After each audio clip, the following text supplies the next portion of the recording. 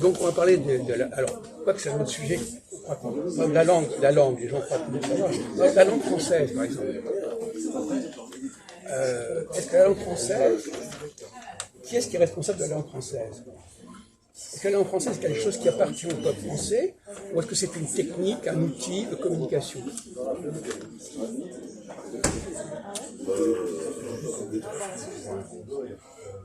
Pour moi, la langue française, elle appartient, enfin elle appartient, je ne sais pas qui elle appartient, elle est utilisée en langue française en France, la linguistique, on va dire, de la langue. Cette traduction qui est très perplexe, en fait, très, très compliquée aussi, c'est une langue quand même pas facile quand même à exprimer ou à écrire en même temps. Je veux dire, c'est pas si facile qu'on comprend. C'est une langue assez complexe quand même. Après, Est-ce que la langue, c'est un signe d'appartenance nationale, ou est-ce que c'est un outil? pour moi, non, la langue française, c'est un peu c'est l'identité du territoire de base, c'est-à-dire la culture. C'est lié à la culture de l'instruction de la langue. Quand on apprend ça en tant que petit enfant à l'école. Oui, mais justement, on va peut-être aller au-delà de ce que tu as appris à 5 ans. Enfin, au-delà, oui, bien sûr. Non, mais parce que la plupart des gens, leur bagage sur ce sujet-là, c'est ce qu'ils ont appris à l'école primaire. Ouais. Et après, ils croient tout savoir. Ah oui, non, Alors, ça c'est. alors, attention. Non, mais tout ça, c'est des questions pièges. Bien sûr. Quand tu sais qu'il y a un piège, il ne faut pas te précipiter dedans.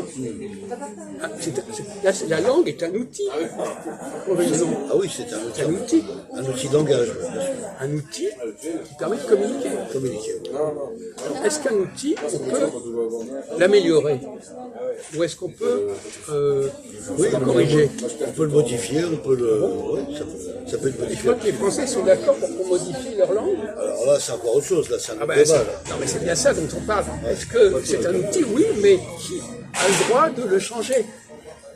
Qui a le droit de l'améliorer, de le corriger ou de réformer? La question qu'on pourrait se poser, qui a inventé la langue française? C'est que là, voilà.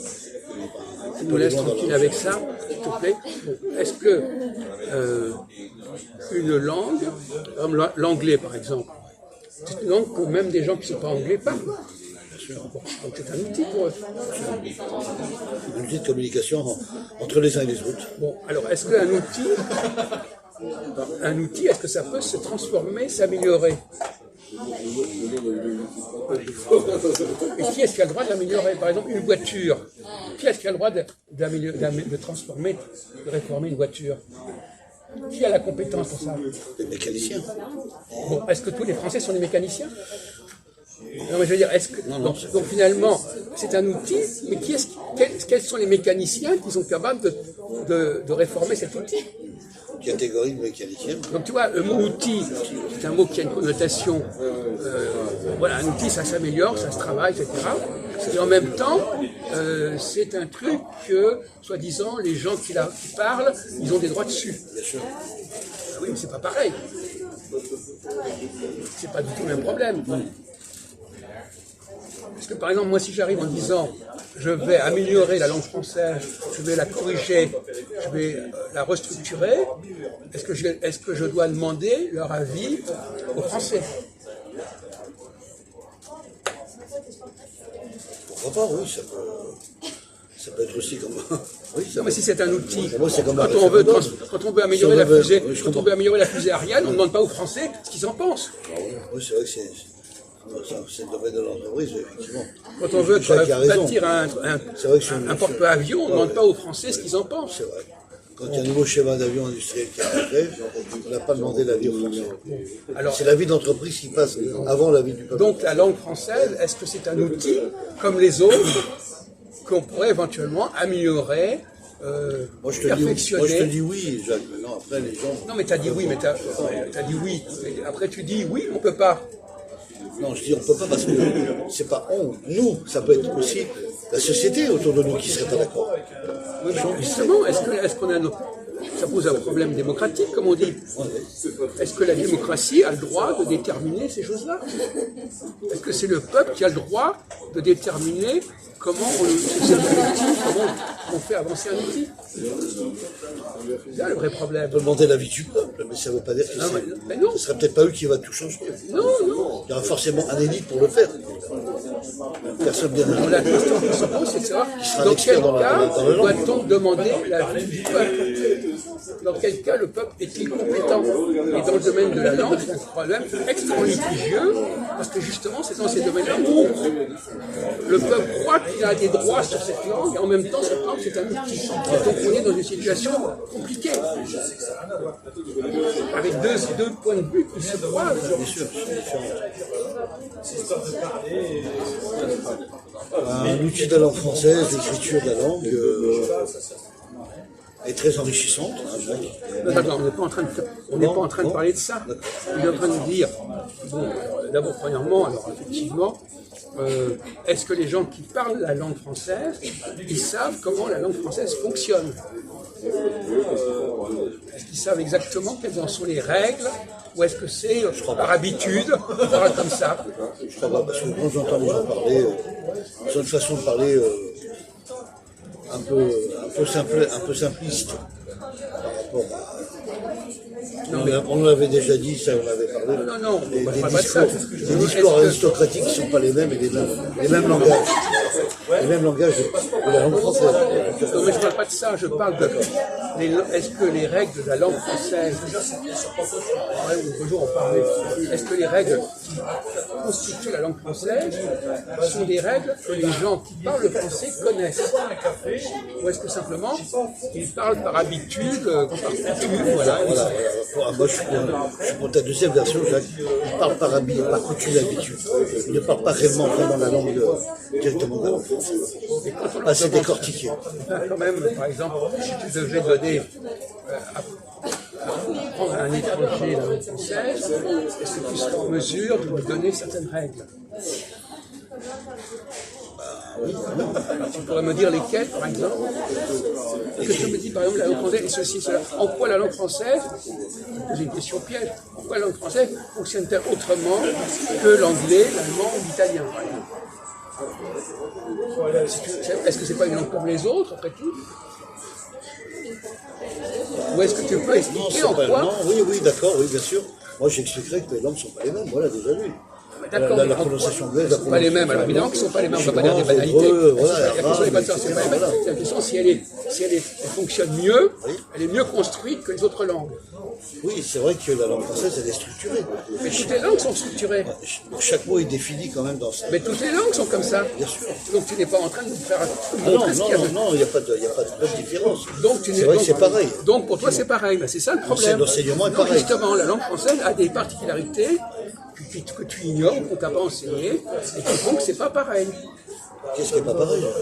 Parce que, voilà, un mot français, eh bien, par exemple, la formation, la façon de distinguer le masculin du féminin, elle fonctionne autrement en français que dans les autres langues. Pourquoi? La prononciation n'est pas les mêmes et les écritures ne sont pas pareilles. Mais fondamentalement, il y a des mots rajoutés, en quoi les règles sont-elles différentes? On va retomber dans le même problème, de toute façon, à savoir que tu crois savoir et tu ne sais pas. Comment je ne sais pas, parce qu'on en a parlé plusieurs fois. Ben justement, alors dis-nous ce qu'on a à dire sur ce sujet. Tu avais dit le féminin masculin comme petit ou petiteux, on a pris des mots comme ça, qui n'étaient pas les mêmes, et qu'il fallait rajouter un E ou un S, etc., qui étaient prononcés différemment. Voilà. Des exemples qu'on avait pris. Non, mais attends, mais en quoi c'est différent dans les autres langues? En français, on a petit, petiteux. Dans les autres langues, on a quelque chose qui est pareil, ou c'est différent? Non, je veux dire, différent. C'est différent parce qu'il n'y a pas les mots écrits comme en français. Non, mais je ne parle pas de ça. Est-ce que c'est un système différent? Évidemment, ce n'est pas les mêmes mots, mais est-ce que le système est différent? Le système d'écriture est différent déjà. Non. Pourquoi le système d'écriture est différent? Pourquoi l'espagnol est-il un système d'écriture différent du français, par exemple? Je vois très bien ce que tu veux dire. C'est vrai que les langues étrangères, ce qui veut dire Jacques, souvent sont des mots repris par les Français, par la langue française. Bonne soirée, buenos dias, bonne. Tu vois, donc tous ces synonymes-là, effectivement, sont reliés par la langue française. qu'on avait déjà parlé de ça. Voilà. Et d'autres, même en anglais, c'était pareil.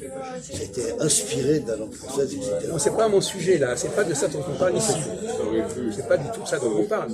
On parle qu'est-ce qu'il y a de particulier dans le fonctionnement de la langue française. On n'est pas en train de parler de savoir si le français a influencé telle et telle autre langue. C'est pas le sujet, ça. C'est hors sujet. Par exemple, est-ce que petite, par exemple, est-ce qu'on retrouve ce même système ailleurs? C'est-à-dire un système où petit, on ne prononce pas le T, on ne prononce pas la dernière lettre, ça s'écrit T, et en haut féminin, on prononce le T. Est-ce que c'est comme ça que les autres langues construisent le masculin et le féminin?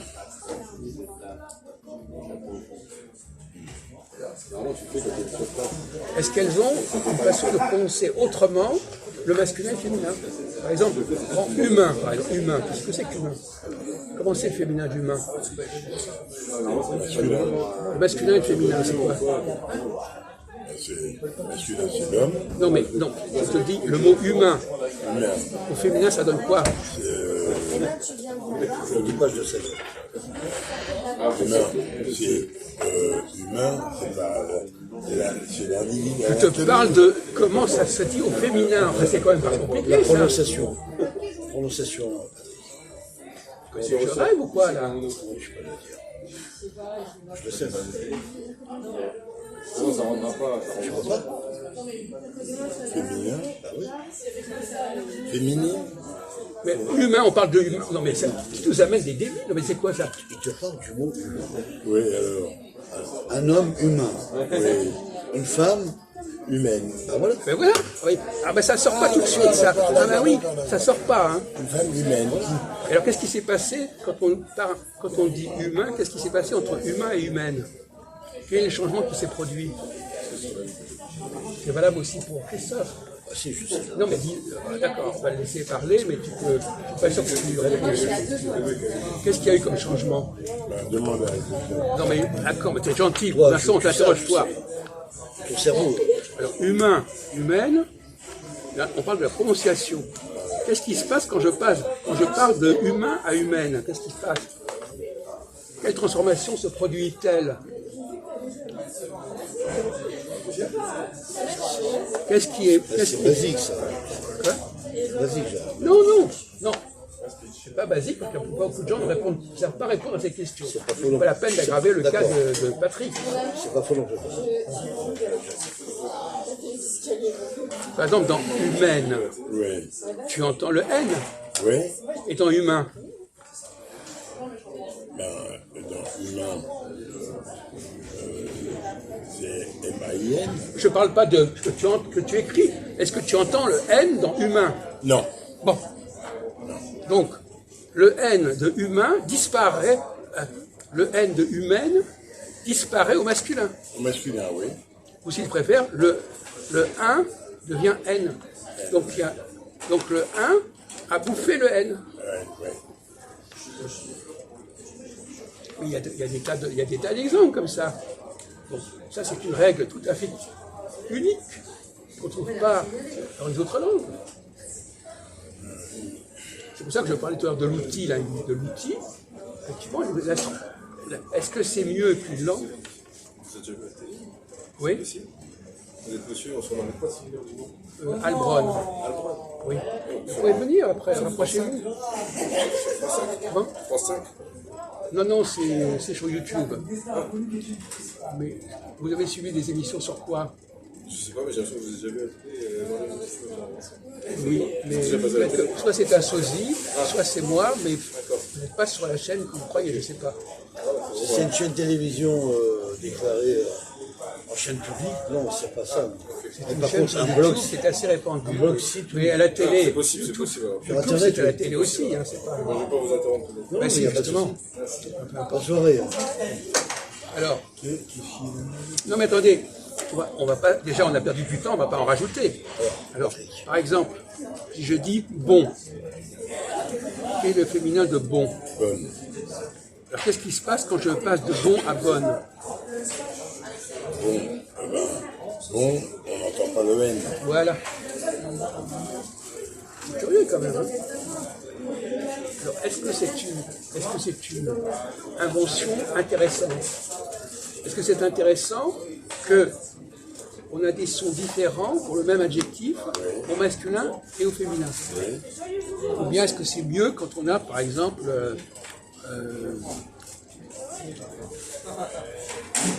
pequeño, pequeña. On met O pour le masculin, A pour le féminin. Qu'est-ce qui est mieux? Mettre O et A pour masculin et féminin, ou bien avoir carrément un son différent? Il y a des mots, des sons qui disparaissent dans un cas ou dans l'autre. Voilà, ce que je voulais dire, c'est que c'est des questions qu'on va se poser de plus en plus. Quand on va considérer la langue comme un outil, on va dire qu'est-ce que c'est? Est-ce que c'est un outil performant? Et là, on va juger les langues sur leur capacité de performance, leur productivité, si on peut dire. Est-ce qu'une langue est performante ou pas? Par exemple, tu prends nation et national. Là, c'est le nom et ça, c'est l'adjectif. Qu'est-ce qui s'est passé entre nation et national? Nation, on n'entend pas le N. Oui. Et national, on entend Voilà. le N. Donc, il y a toujours un jeu là-dessus. Bon. Qui correspond un peu, comme tout à l'heure, à humain, humaine. Et un nationaliste. Alors, par exemple, il prend, ils prennent. On n'entend pas le N, non, il prend. Voilà. Et on l'entend Dans le, au pluriel. Oui. Donc là, c'est plus au masculin et féminin, c'est au singulier, on ne prononce pas de la même manière qu'au pluriel. C'est ce qui différencie. Donc la langue française a une façon de s'articuler, de fonctionner très particulière. Alors, est-ce que c'est le Après, français? tu as le pluriel et le singulier, tu avais parlé aussi, Jacques. Quoi? Le pluriel et le singulier, tu as aussi rajouté sur Oui, bien sûr. la langue française. Par exemple, c'est pas un bon exemple. Enfin, je crois qu'on peut en rester là. Un cheval des chevaux, tu vois. Comment? Un cheval des chevaux. Oui, oui, oui. Admettons. Mais, alors, par exemple, comment on dit, pourquoi est-ce qu'en français on dit à la fontaine et au grenier? À la fontaine ou au grenier? Oui. Ben, c'est pas pareil. Bah, sa question n'est pas là. On dit à la devant fontaine qui est un féminin et au devant grenier qui est un masculin. Oui.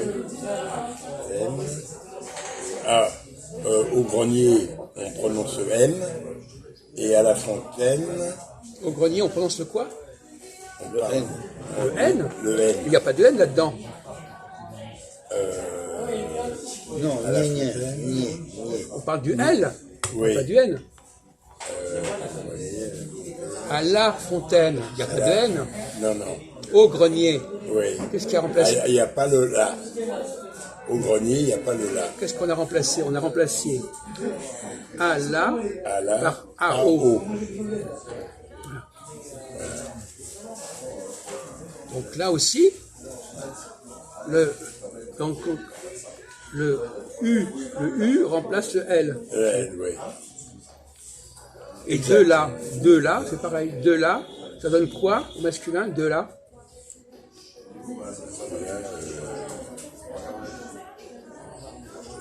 La porte de la maison et le chien du gardien.